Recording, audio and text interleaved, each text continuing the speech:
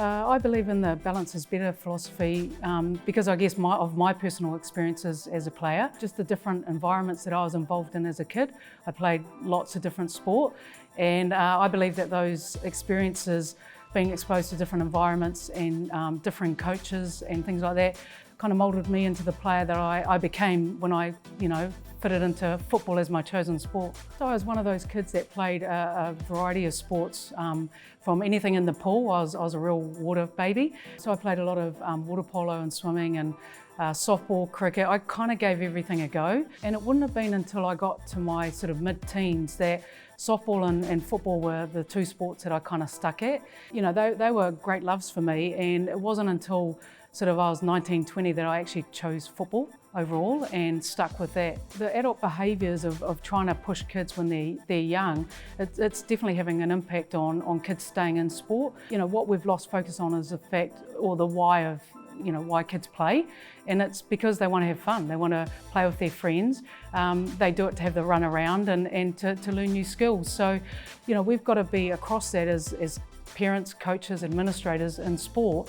And I think if we allow those kids to have that freedom and that journey, then I believe we'll keep them in sport for a lot longer. Some of the adult behaviours that I've seen sort of pushed down and the pressures put on kids firsthand is just potentially overtraining, lots of injuries as youngsters, and I'm talking 12, 13-year-olds having some pretty serious injuries.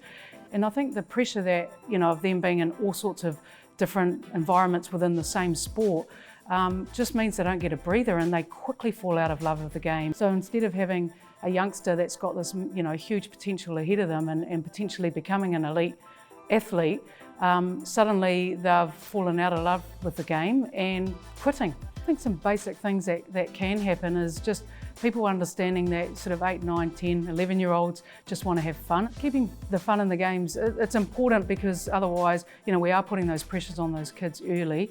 As I say, everyone sort of grows and develops at different ages and stages, and the more that we can have, the bigger teams we can have, the more kids we can have involved in sport, it's good for the outcomes of New Zealanders really as a whole in terms of their health and well-being. I think there's this fear from parents that if their kid doesn't actually turn up to a lot of these activities, that they won't become that elite player or kick on to have a professional career. And what we're missing here is those experiences actually help develop athletes.